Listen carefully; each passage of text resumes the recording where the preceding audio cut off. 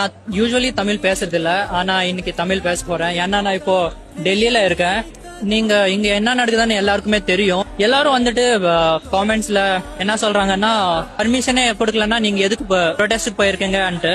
டேய், நம்ம ப்ரொடெஸ்ட் பண்றதே கவர்மெண்ட்க்கு அகைன்ஸ்டாடா. அவங்க எப்படி நம்மளுக்கு பர்மிஷன் தருவாங்க?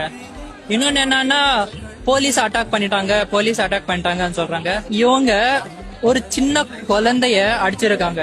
ஒரு பொண்ணைய இங்க இங்க எல்லாமே டச் பண்ணிட்டு சிரிக்கிறாங்க.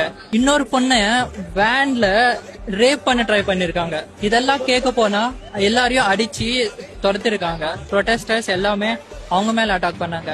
இப்போ மீடியா என்ன காமிக்குதுன்னா, இந்த ஸ்டூடெண்ட்ஸ் போலீஸ் மேல அட்டாக் பண்ணாங்க, இது மட்டும் தான் காமிக்குது. ஆனா உண்மை என்னன்னு யாரும் காமிக்க மாட்டேன்றாங்க. இங்க இருக்கிற எல்லாருமே ஏதோ ஒரு பார்ட்டியை டார்கெட் பண்ணல, கவர்மெண்ட கொஸ்டின் பண்றாங்க. 20 பேரை கொன்னிருக்காங்க. அதுக்கப்புறம் 12 லட்சத்தோட ஸ்டூடெண்ட்ஸோட வாழ்க்கையில விளையாடி இருக்காங்க. அதெல்லாம் பார்த்துட்டு நீங்க எப்படிடா சும்மா இருக்கீங்க? நம்ம கவர்மெண்ட கேக்குறோம். இன்னைக்கு பிஜேபி இருக்கு, ஒத்த நாளைக்கு காங்கிரஸ் வரலாம், இன்னொன்னு வரலாம். நம்ம கவர்மெண்ட கொஸ்டினை கேட்கணும்டா. கேட்டாதான்டா இவங்க தருவாங்க, இல்லைன்னா ஒண்ணுமே முடியாது. சோ ப்ளீஸ் நீங்க பேசுங்க.